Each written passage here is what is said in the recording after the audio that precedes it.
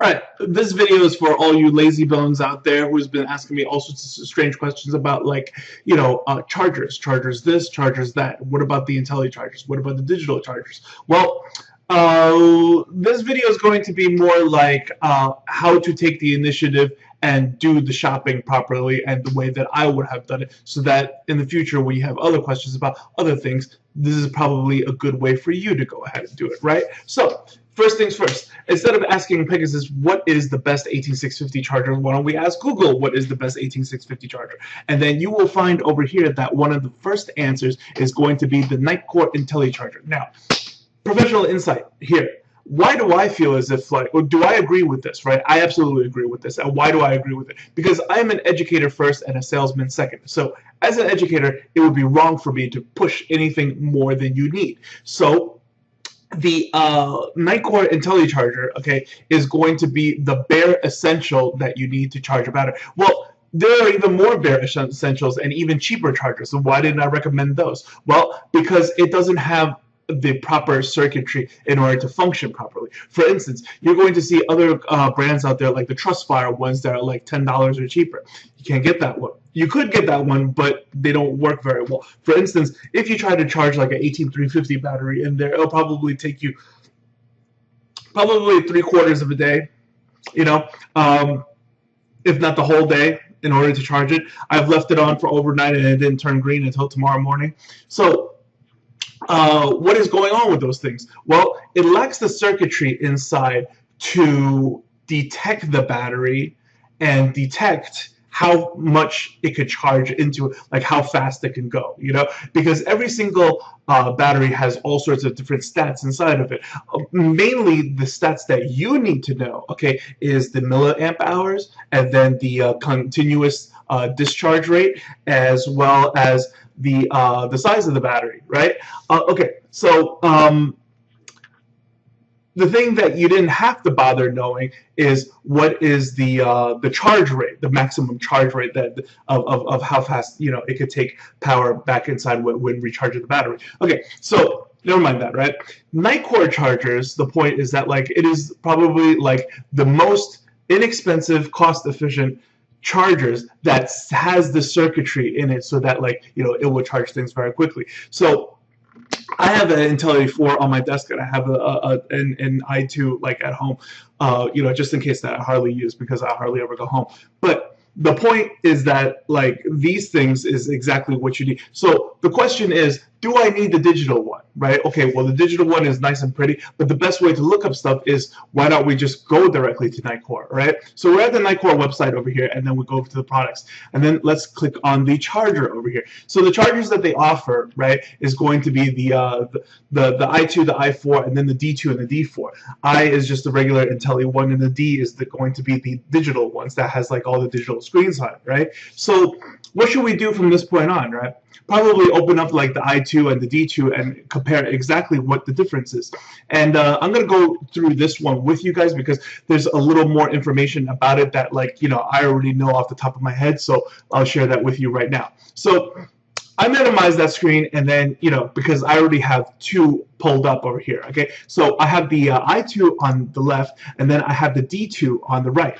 Okay, so the D2 obviously looks very nice. Ooh, like, it's got all these digital readouts and, like, all this information and stuff. But truthfully, do you really need all this information? Are you going to be babysitting your battery, like sitting right next to it and monitoring it the whole time as if, like, you're staring at the internet? No, absolutely not. You're going to put on your batteries, and then you're going to go do something else, and then, when you come back, hopefully it's fully charged for you to use. So if we had to go ahead and, like, move these screens over here and then have these two, right, side by side like this, okay, and then you just, like, compare the features over here and then just cross them off as you go. Now, it seems as if, like, there's a lot more features over here, right, but actually there isn't. The only true difference between these two chargers is that, number one, this charger, the D2, okay, is going to be able to handle more different types of batteries. However, what are we doing? What are we really doing? We're probably going to get 18650 batteries, right? And we're probably going to put it in either our personal vaporizers, or we're going to put it in maybe some flashlights or something like that. And that's about it. Right. So do you really need to support all those other batteries? And the answer is absolutely no. You do not need to support any of those other things. Okay, now. Everything that it has over here, it also has over here, including like intelligent like circuit protection and things like that, overcharge protection. Everything is here. So this thing is not going to start a fire, and this thing is not going to start a fire. So what is the main difference over here? It says specifically, right, that it's going to be able to handle the new Lifepo batteries. And as I said in another video before, right, what is Lifepo? Well, little chemistry fun facts.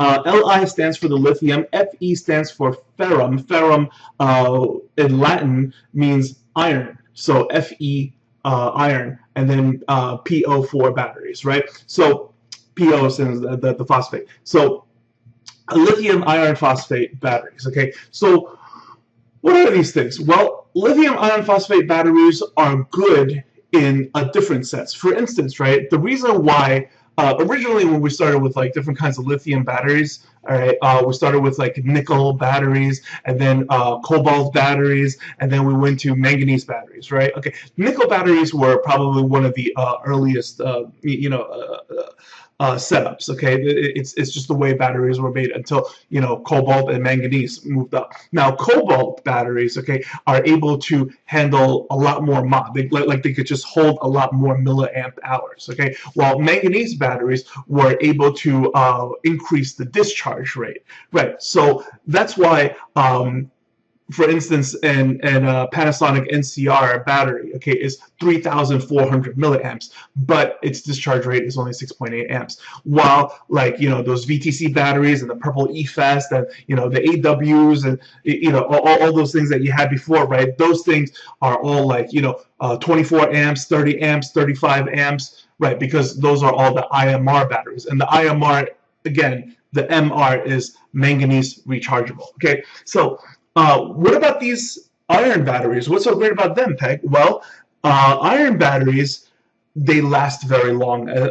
Okay, so they're kind of like the next Cobalt series, where but what happens is that the only reason why these batteries last very long is because they cut down on the drain. Like you're just unable to drain the battery very quickly, and that's why it has more life into it. But at the same time, right, these things, they don't charge to 4.2. They charge to another setting, right? And your average older chargers, okay, like the Intelli chargers and stuff that has less circuitry involved, they don't have, they're not able to detect the new iron batteries so that, it's going to charge it properly. Okay, it's going to, adjust itself to the right settings of charging the battery at its proper rates. But then again, at the same time, we don't use Lifepo batteries for vaping anyways. Okay, first of all, it doesn't have the discharge rate to do any sub-ohming or anything like that. And then number two, even if you put it in a regulated device, right?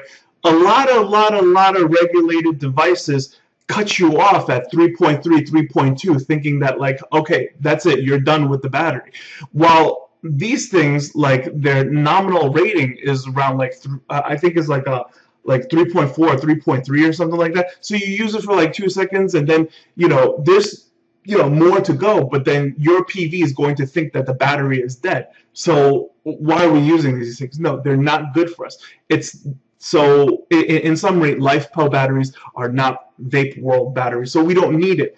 Okay, so that's basically the advantage of a digital charger over like a regular charger, other than like, ooh, pretty digital screen. So at the end of the day, it's up to you whether you want to spend the extra money on the digital screen. Do you need it? You like, you just like, Peg, I can't have ugly stuff sitting on my desk. I need that digital screen. Then by all means, then that's what you got to do. But if you are a person who's more like, Peg, just tell me, what do I need to buy? What do I need? I don't want more. I don't want less. Then definitely stick with like the I series. Okay, the I series is going to be something that I will eventually end up carrying in my web store. The D series, okay, is something I really don't know. So what would be helpful right now, right? Since I did this video for you guys, if you could go ahead and leave me a comment below telling me that, like, I would pay more for the digital one anyways, because look, it's so much better looking. Okay, then that'll be good to know, and I'll go ahead and I'll carry that for you guys. But as an educator, on that standpoint, I can't push something that I wholeheartedly know that you guys don't really need. If you really want it, I'll get it for you guys. But if you don't really need it, I'm just gonna offer the i2 and the i4. All right. So until next time, take care, guys.